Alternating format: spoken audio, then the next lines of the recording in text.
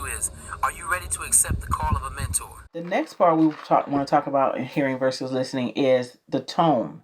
That's another part of hearing versus listening is the tone. So if I say, and somebody say, "How you doing today?" I'm gonna ask you, Coach, "How you doing today?" I'm fine. Okay. What did y'all hear in that? It didn't match. His "I'm fine" didn't match the words "I'm fine." I'm gonna ask you again. Give me another tone. How you doing today? I'm fine. I'm doing good. All right. Let's give it one more time. How you doing today? I'm actually really kind of tired. Right. And then, so it's the tone. If somebody says, I'm fine, and they sigh, that means they're not fine. Or someone asks me, How are you today? How you doing today? I'm fine. And that means I'm fine. So we're also, when we're listening for tone as well. So when we're talking to someone, remember the tone.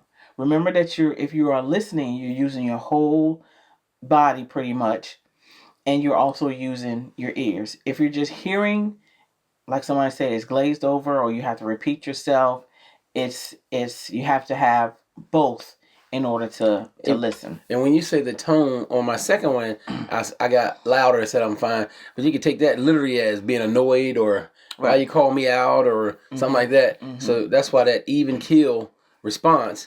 And my wife is one of those like that. Sometimes she'll say it and she'll be joking, but she really, like me or one of our children could answer and she'll say, and she'll say, how was your day? It was all right. And she'll say, come here. Or something, and she detects more. I'm not sure if y'all all know how it been in my place, but I live with a therapist every day, so she's always checking to make sure it's going well. And if I'm louder with it, she is like, "Why is it? It sounds like something else is going on there." So that tone thing matters. It does matter. Their tone matters so much.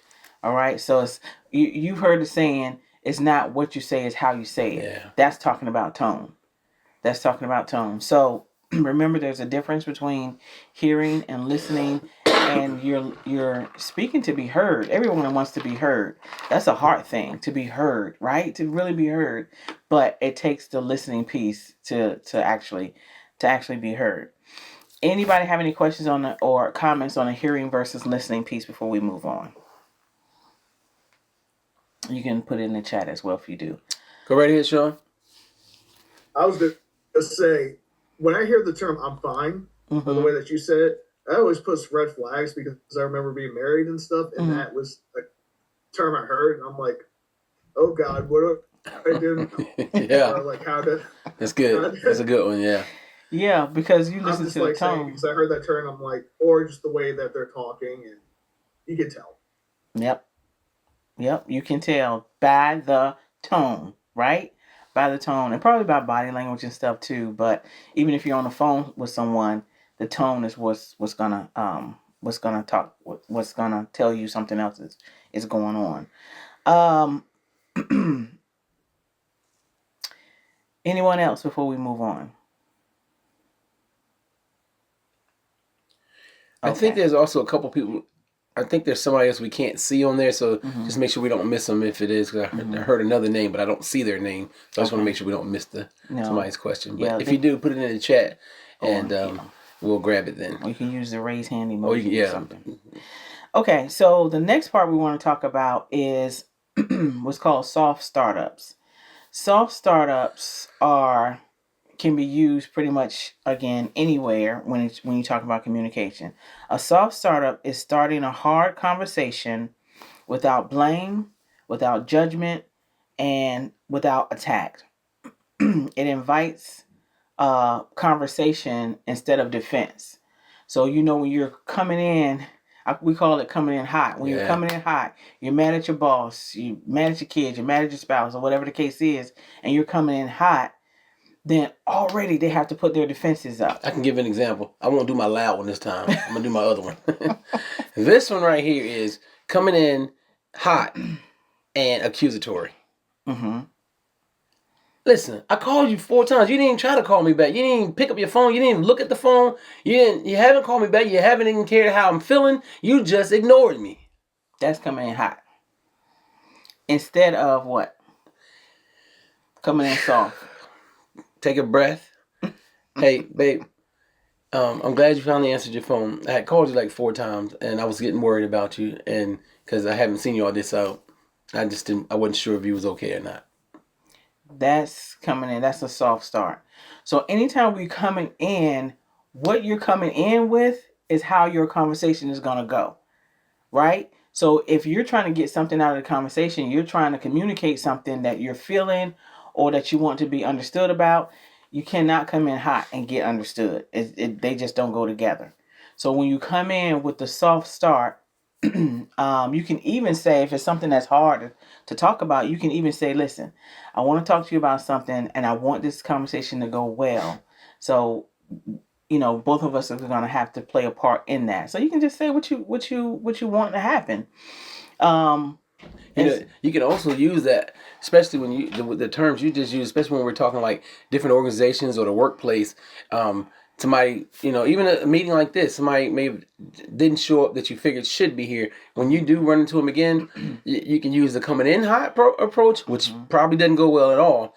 Or you can use the approach of, hey, you missed I'm not sure I hope you're okay and everything, but you might have missed some really good information today. Maybe you can catch it the next time. And then that will throw everything in a softer approach, less comeback, less reaction, and give them a chance to respond. Less defenses. Yeah. Right? Because we're human. We automatically think we got to defend ourselves.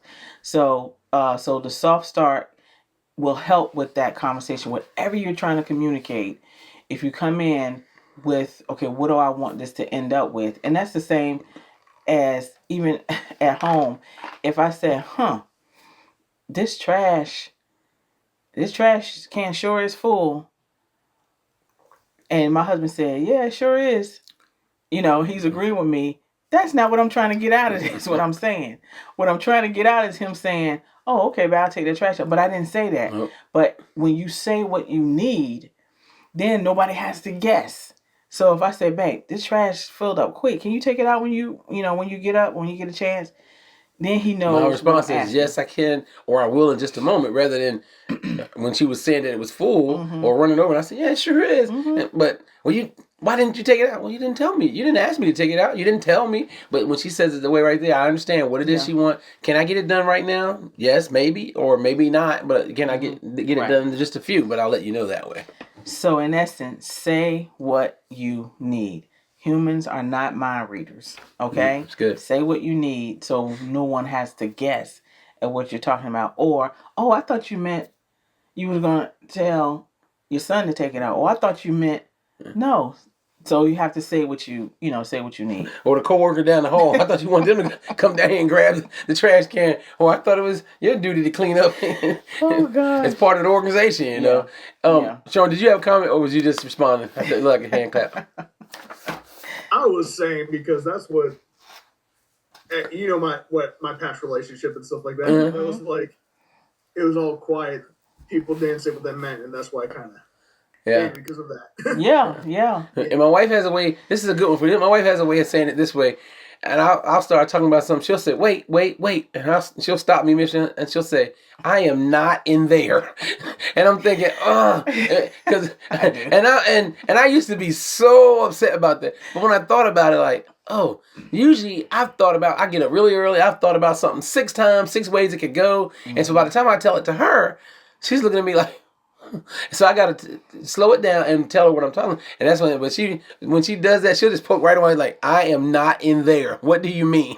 But that has made us. That has really made us work together in a different way. So every blue moon, I can catch her in our communication process. And I'll say, babe, what is it you trying to say? Because I'm not in there, and she'll laugh at me because I finally got one. Yeah, he got one. But usually she get me like 4 times, like, Dwight, I'm not in there, man. He got one. So in essence, the point is we're making is ask for what you need, but ask for it calmly. I read an example. This is an example when my husband or wife or a coworker says, "You never listen to me."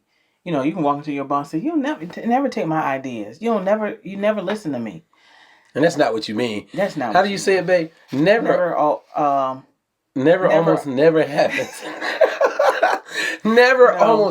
The saying is always never happens. Okay. Because we use those two words so much. We do. Always and never. And so we coined this phrase, always never happens. Yeah. So when you say, like, really, is it always or is it never?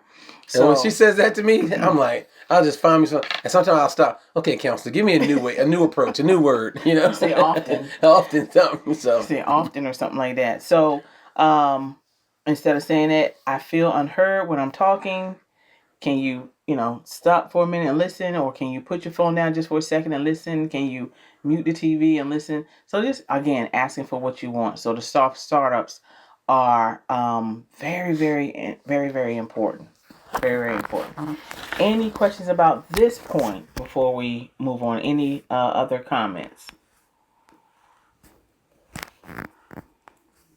All right. So the next one we're talking about is empathy. Do we not empathize with people, or we do empathize with people when we try to?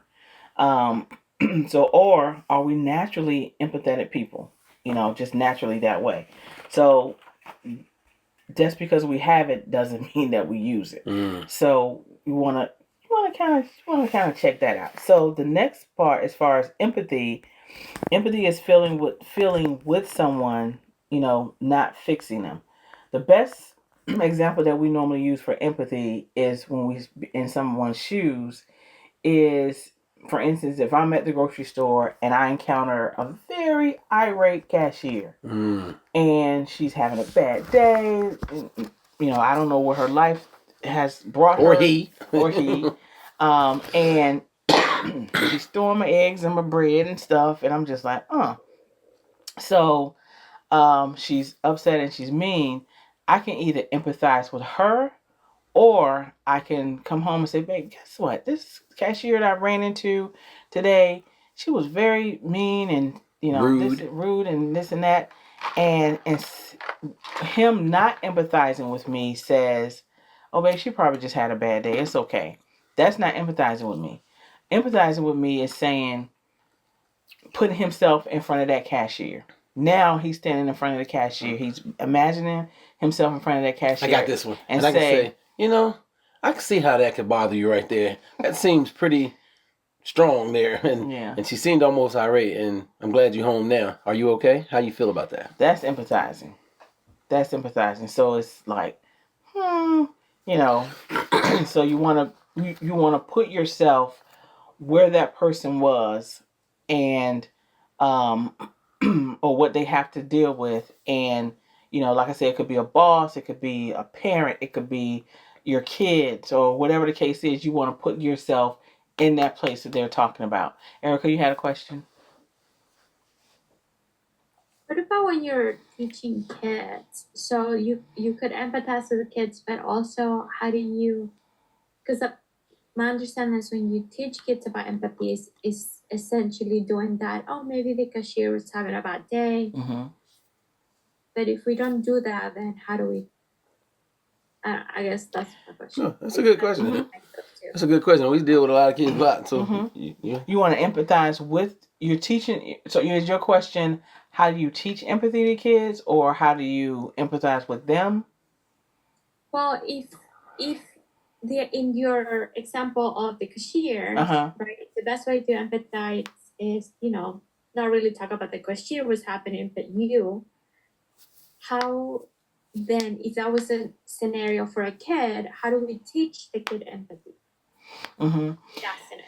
Right. So I'll empathize. Okay. If I understand your question correctly, you can help me with this, babe. Is you do just that.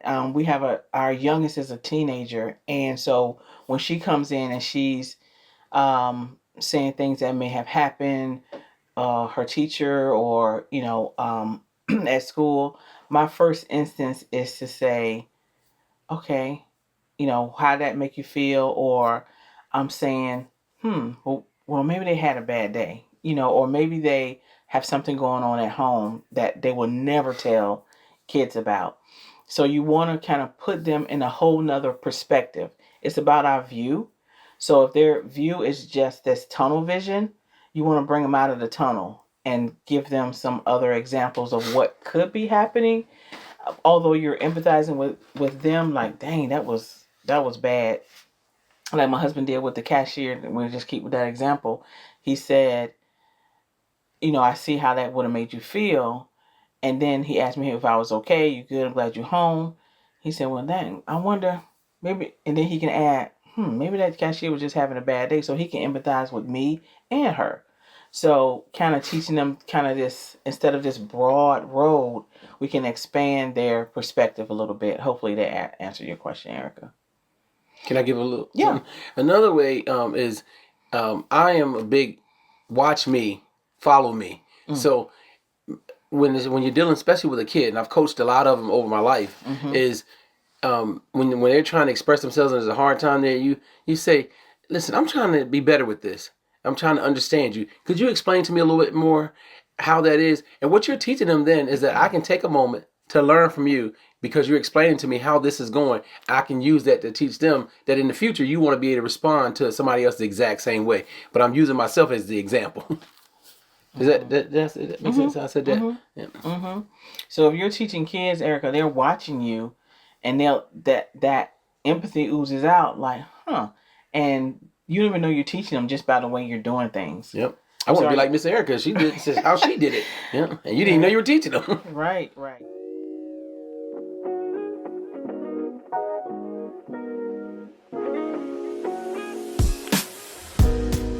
Thank you for listening to our podcast today, The Call of a Mentor.